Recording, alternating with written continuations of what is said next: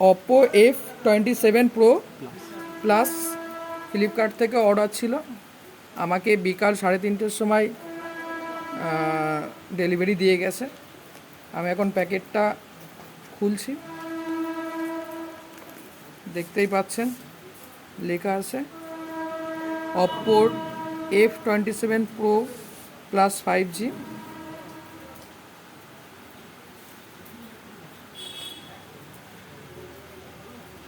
দেখতেই পাচ্ছেন আপনারা। এখন আমি এটা খুলছি আস্তে আস্তে। খোলার পরে আমার ফোনের পিছনটা ঠিক এরকম ধরনের ক্যামেরা এবং ফোনের ব্যাক সাইডটা আমার এরকম ছবি আসবে।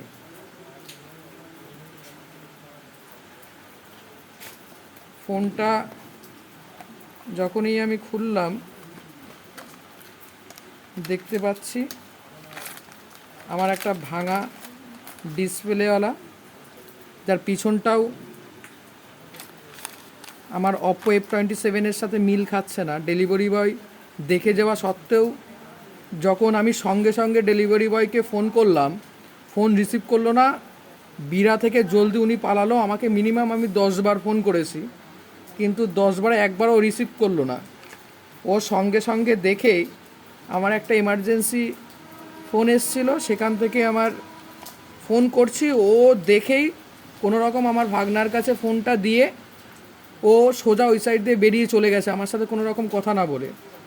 যেহেতু আমি একটা এমার্জেন্সি ফোন এসেছিলো, আমি কথা বলছিলাম, আমার ভাগনার কাছে দিয়েই ডেলিভারি বয়, নাম প্রীতম দে, প্রীতম, তাকে সঙ্গে সঙ্গেই আমি ফোন করেছি 2 মিনিটের মধ্যেই।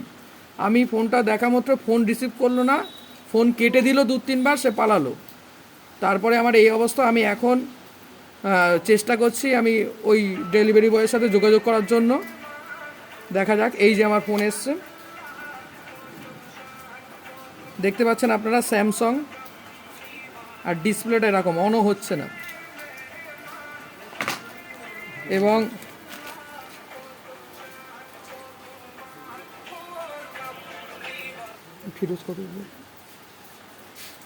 চার্জারটা, এদিকে সব চার্জারগুলো দেখুন আপনারা, চার্জারটা ঠিক আছে, নতুন চার্জার, পিন, এগুলো সব ঠিক আছে।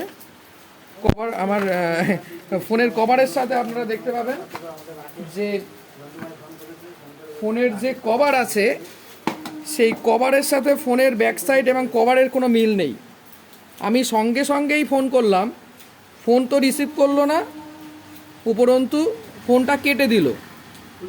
আমি এক্ষুনি কোম্পানির কাছে যা যা করণীয় আমি সেগুলো করব। আমি এক্ষুনি থানায় যাব, গিয়ে আমি একটা কমপ্লেন জানাবো, এবং যে এইটা ডেলিভারির বয় দিয়ে গেছে সে পালালো কেন এবং আমার ফোন রিসিভ করলো না কেন, তার কৈফিয়ত দিতে হবে। দেখুন আপনারা, ফোনের পিছনের সাথে কোনো মিল নেই।